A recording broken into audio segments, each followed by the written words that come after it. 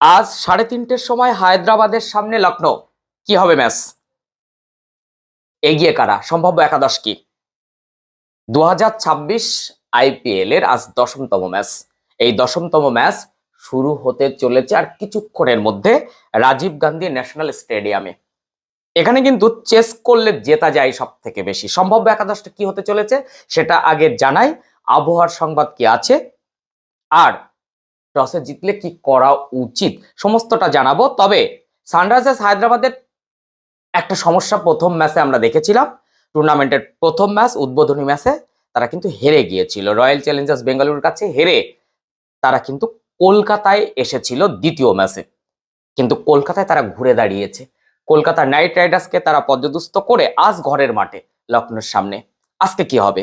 Sunrisers হায়দ্রাবাদের সম্ভাব্য একাদশ কিন্তু মনে হচ্ছে কলকাতা নাইট রাইডার্সের সঙ্গে যে টিম, একই টিম, কোনো রকম পরিবর্তন হচ্ছে না।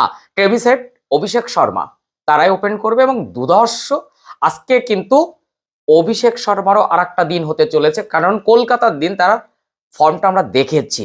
তারপর ঈশান কিষান, অবশ্যই তিনি ক্যাপ্টেন। নীতিশ কুমার রেড্ডি কিন্তু কলকাতার নাইট রাইডার্সকে বলা যেতে পারে একা হাতেই হারিয়ে দিয়েছেন। বলে ব্যাটে একেবারে সেরা ছিলেন হেনরিক ক্লাসেন। তারপরে তো অবশ্যই সালিল আরোরা, অনিকেত ভার্মা, হর্ষ দুবে দেখতে খুব ভালো লাগছে। 2025-এর থেকে 2026 যেন অনেক টকবগে। শিবম কুমার, জয়দেব উনাদকাট লাস্ট ম্যাচে ভালো গেছে কলকাতার বিরুদ্ধে। আর ডেভিড পেইন, সেখানে হয়তো হয়তো ইম্প্যাক্ট হিসাবে এশান মালিকা থাকবেন।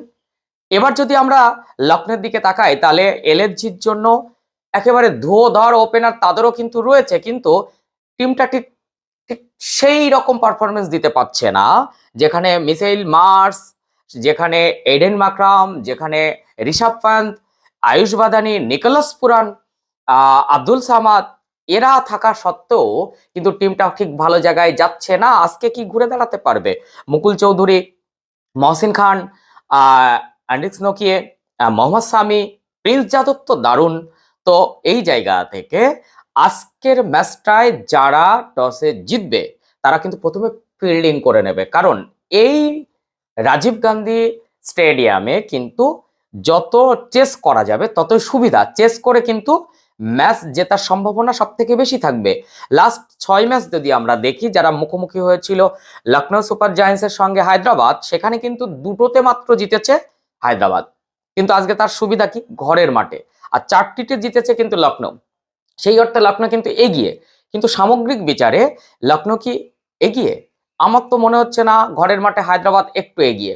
তবে আজকের হায়দ্রাবাদে এই যে রাজীব গান্ধী আন্তর্জাতিক স্টেডিয়ামে 2025-এর মরশুমটাকে যদি আমরা একটু বিশ্লেষণ করি, তাহলে দেখতে পাচ্ছি এখানে 4বার রান তাড়া করে ম্যাচ জিতেছে। ফলে চেস করাটা কিন্তু সহজ হবে এবং এবং পিচ যথেষ্ট ব্যাটিং সহায়ক পিচ হবে। ব্যাটে যথেষ্ট বল আসবে, রান হবে। তবে স্পিনারদের কিন্তু বেশ কাজে লাগাতে হবে, কারণ স্পিনারদের একটা স্বর্গরাজ্য তৈরি হয় এখানে। বিশেষ করে বল যারা একটু বেশি করে ফ্লাইট দেবে বা ড্রিফট করাবে তাদের কিন্তু একটু সুবিধা রয়েছে। ফলে আজকে স্পিনারদের কিন্তু একটা জাদু আমরা এখানে দেখতে পারি। আমার কোথাও মনে হচ্ছে কেন এলএসজি এইডেন মাকরামকে দিয়ে শুরু করাচ্ছে না। ভারতের মাটিতেই তো বিশ্বকাপ খেলেছে, সেখানে এইডেন মাকরাম তো যথেষ্ট উপযোগী একজন বোলার। এডেন মাকরামকে কাজে লাগাক, তাহলে আরো কাজে লাগবে। আর কখনোই ঋষভ পান্ত ওপেন নয়। ওপেনে অবশ্যই বলটাকে আরো পলিশ করো, আরো মেরে ছাতু বানিয়ে দাও। সেই জায়গা থেকে মিসেল মার্স এবং এডেন মাকরাম কিন্তু আদর্শ ওপেনার হতে পারে। আর এদিকে তো ট্রেভিস হেড, অভিষেক শর্মা, ঈশান কিষান, নীতিশ কুমার রেড্ডি, হেনরিক ক্লাসেন, অনিকেত ভার্মা এদেরকে থামানো যাবে না। ফলে ব্যাটিং একেবারে বিস্ফোরক একটা লাইন আপ রয়েছে কিন্তু সানরাইজার্স হায়দ্রাবাদের। ম্যাচ প্রেডিকশনে আসি, কি হতে পারে? কোথাও কোথাও মনে হচ্ছে যার টস তার ম্যাচ, যে টসে জিতবে সেই ম্যাচ জিতবে।